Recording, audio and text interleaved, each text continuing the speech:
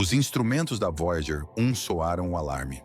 Após 45 anos no espaço, a antiga sonda registrou repentinamente um espetáculo brutal que deixou até os astrônomos mais experientes boquiabertos e que, posteriormente, representou um enorme mistério para os especialistas por meses.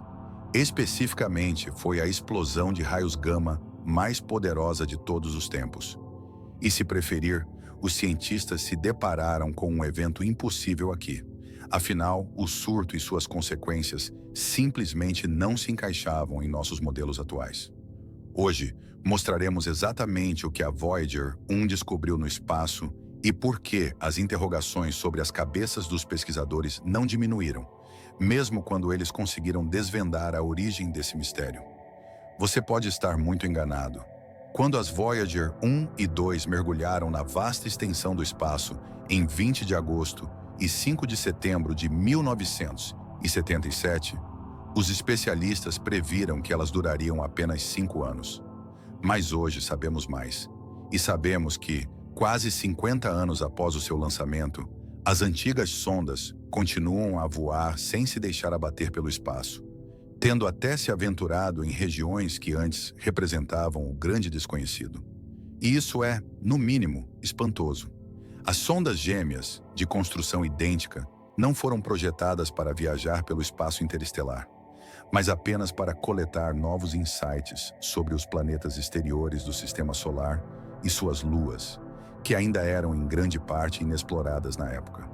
Após a obtenção das primeiras e ainda parcialmente únicas imagens de Júpiter, Saturno, Urano e Netuno, a NASA decidiu estender a missão e enviar as sondas Voyager para a borda da heliosfera. Esta é a área estendida ao redor do Sol, na qual o vento solar e seus campos magnéticos atuam. E como a região limítrofe do nosso planeta natal não fica exatamente ali na esquina, levou até 2012 para que a Voyager 1 alcançasse a bolha magnética protetora da nossa estrela hospedeira. Sua sonda irmã seguiu 6 anos depois. E é óbvio que nenhum outro objeto feito pelo homem jamais se aventurou tão profundamente no espaço. Expresso em números, isso significa que as Voyager 1 e 2 já colocaram 24,91 e 20,84 bilhões de quilômetros entre si e o Sol. Uma distância enorme, mas que oferece aos cientistas uma oportunidade única de estudar de perto as regiões extremas do nosso sistema solar.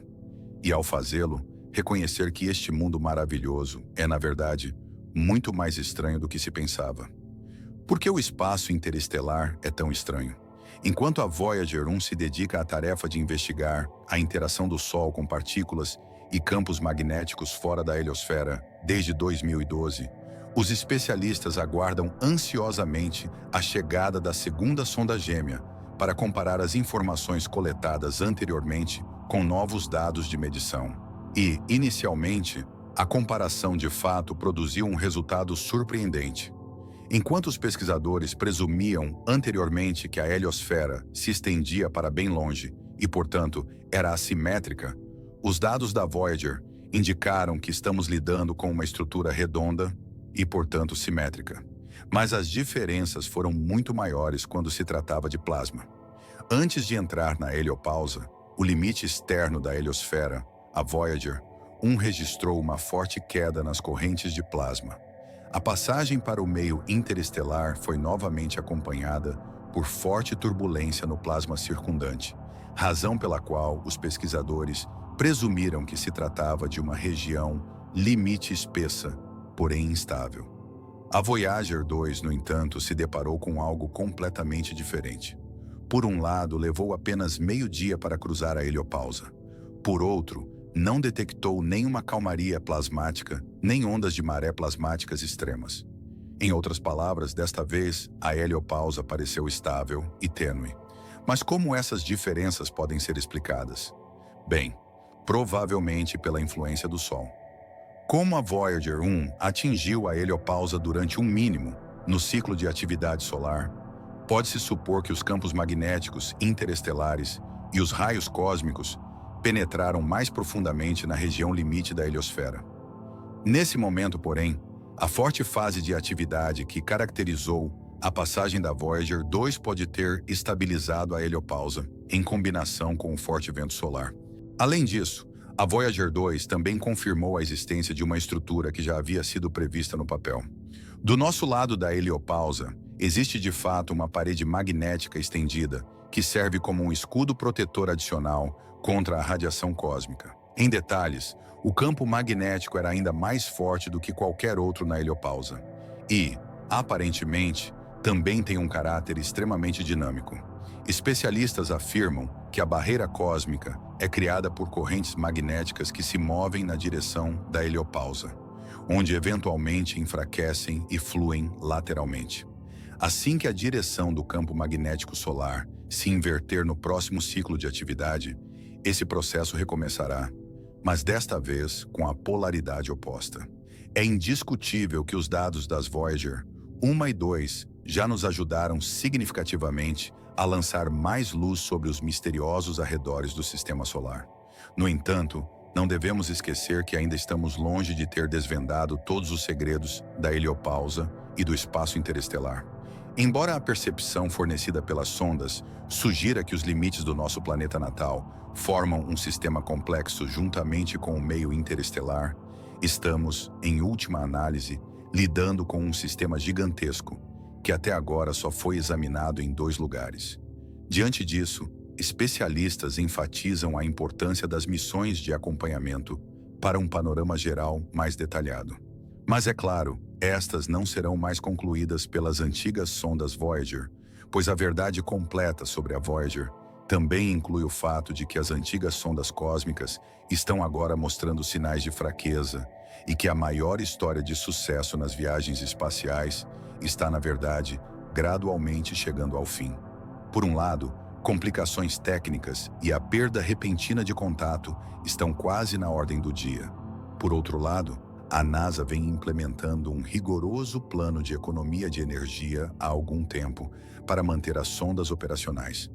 Mais especificamente, instrumentos que não são essenciais para a operação da espaçonave estão sendo gradualmente desligados, e de fato, apenas 3 dos 10 instrumentos de medição originais de cada sonda ainda estão ativos.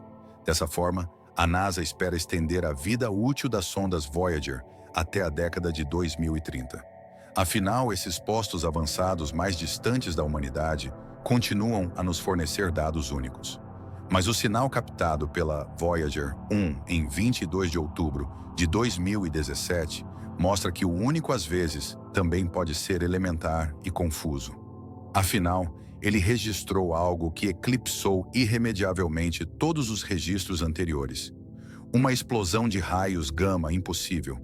Enquanto a questão da cabra com Cristiano Ronaldo e Lionel Messi ainda tem 2 respostas muito debatidas, a questão do barco é resolvida ainda mais rapidamente. Afinal, não se trata do maior, mas do mais brilhante de todos os tempos.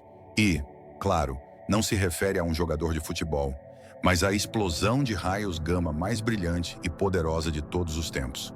E, de fato, a Voyager 1 foi a primeira a perceber que algo dramático devia ter acontecido nas profundezas do espaço. Enquanto a sonda percorria o espaço interestelar à sua velocidade habitual de cerca de 60 mil km por hora, seus instrumentos soaram repentinamente o alarme e relataram um influxo inexplicavelmente grande de radiação de alta energia. A Voyager 1 atuou assim, como prenúncio de um evento inimaginável que chegaria à Terra 19 horas depois e que superava tudo, comparativamente, em detalhes. A radiação gama registrada foi tão extrema que quase todos os nossos observatórios, incluindo os telescópios Swift e Fermi da NASA, ficaram instantaneamente supersaturados. Batizada de GRB 221098, a explosão de raios gama não só preencheu uma edição especial inteira da revista Astrophysical Letters, como também levantou uma série de questões instigantes. Afinal, o que poderia ter desencadeado esse evento recorde? Por que estamos falando de um espetáculo que tinha uma energia de 18 TeV e, portanto, brilhou 70 vezes mais do que qualquer erupção observada anteriormente? E isso não aconteceu tudo de uma vez. A erupção também produziu um jato de radiação notavelmente estranho que levou os modelos atuais de brilho residual desses processos ao limite. Mais especificamente, os especialistas detectaram um novo componente no alcance de rádio do jato, para o qual simplesmente não havia explicação. Mas outras faixas do espectro, como o forte foco do jato, também apresentaram anomalias confusas. No entanto, a causa desse registro astronômico era inicialmente completamente obscura. Inicialmente, os pesquisadores ainda discutiam o surgimento de um buraco negro através do colapso de uma estrela massiva ou da colisão de uma estrela de nêutrons. Mas no final, levaria até abril de 2024 para que a verdadeira origem da brutal explosão de raios gama fosse descoberta. No entanto, a análise do telescópio James Webb revelou que o culpado por esse evento extraordinário era surpreendentemente comum. Era simplesmente uma supernova comum. Mas se essa explosão estelar não foi essencialmente diferente das outras, por que foi tão brilhante? Bem, essa é uma ótima pergunta, e os astrônomos ainda estão apenas tentando adivinhar a resposta. A teoria mais aceita é que os raios gama extremos estavam associados a uma forma especial de explosão. Quando estrelas massivas em rotação rápida colapsam, elas produzem jatos de partículas colimadas que se lançam no espaço quase à velocidade da luz. E se esses jatos forem particularmente estreitos e concentrados, eles também produzem um feixe particularmente brilhante e energético. E esse poderia muito bem ter sido o caso do jato de supernova de GRB 2210009A. Afinal, foi um dos jatos mais estreitos já observados em uma explosão de raios gama. Ao mesmo tempo, porém, os astrônomos admitem abertamente que outros fatores podem ter contribuído para o surto recorde e que provavelmente levará anos até que possamos explicar a causa da radiação intensa. Agora é com você. Clique em curtir e se inscreva no canal para não perder nenhuma novidade. A gente se vê no próximo vídeo.